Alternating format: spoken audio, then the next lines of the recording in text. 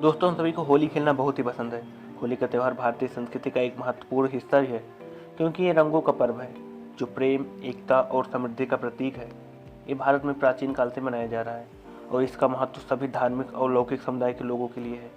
इसमें रंगों का त्यौहार मनाना, दोस्तों और परिवारों के साथ समय बिताना और बुराई पर अच्छाई की जीत का दर्शन शामिल है। इस दिन हर कोई, बच्चा हो या बूढ़ा, सभी रंग से घिरे ही होते हैं। और हो भी क्यों ना, क्योंकि एक ऐसा त्यौहार है जिसमें सबसे ज़्यादा आनंद भी आता है। होली के लिए भी सबसे अच्छा मुहावरा आपने सुना ही होगा कि बुरा न मानो होली है। होली को सभी लोग बहुत ही आनंद के साथ मनाते हैं। मम्मी, दादी सभी लोग गुझिया और मिठाइयाँ भी बनाती हैं। कितना मज़ा आता है ना होली को। लेकिन आपको पता होना चाहिए कि हम आनंदमय त्यौहार को मनाते क्यों हैं।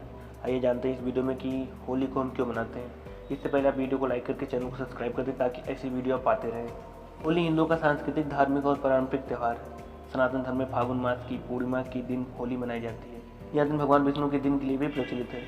होली मनाने की 3 विशेष बातों को मैं बताने जा रहा हूँ जिसके कारण होली मनाई जाती है। पहला, भक्त प्रहलाद के कारण। हिंदू धर्म के अनुसार होली का दहन मुख्य रूप से भक्त प्रहलाद की याद में किया जाता है।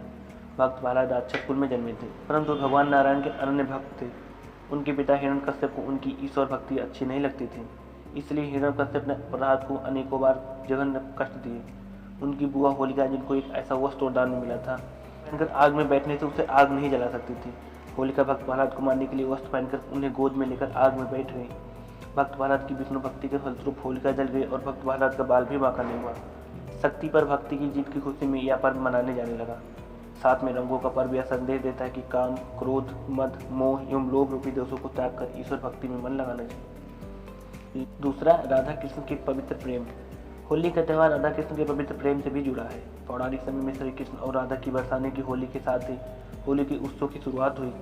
आज भी बरसाने और नंदगांव की लट्ठमार होली पूरे विश्व में विख्यात है। तीसरा रीजन, कामदेव की तपस्या। पुराण के अनुसार हिमालय की पुत्री माँ पार्वती शिव से विवाह हेतु कठोर तपस्या कर रही थी और शिव भी तपस्या में लीन थे। इंद्र का भी शिव पार्वती विवाह में स्वार्थ छिपा था, क्योंकि तारकासुर का वध माँ पार्वती और शिव के पुत्र द्वारा ही होना था। इसी वजह से इंद्र आदि देवताओं ने कामदेव को शिव जी की तपस्या भंग करने के लिए भेजा।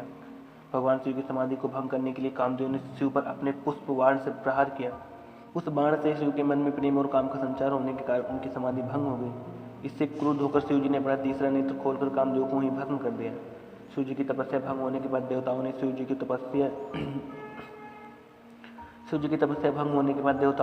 को पार्वती से ब्याह के लिए राजी कर लिया।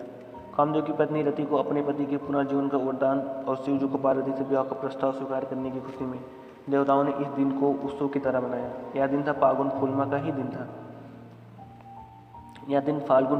दिन था। इस प्रसंग के आधार पर काम की भावना को प्रतीकात्मक रूप से जलाकर सच्चे प्रेम पर विजय का उत्सव मनाया जाता है। इसलिए होली मनाई जाती है। होली के दिन बुराई पर अच्छाई की जीत हुई थी। वीडियो लाइक करके चैनल को सब्सक्राइब कर दो भैया।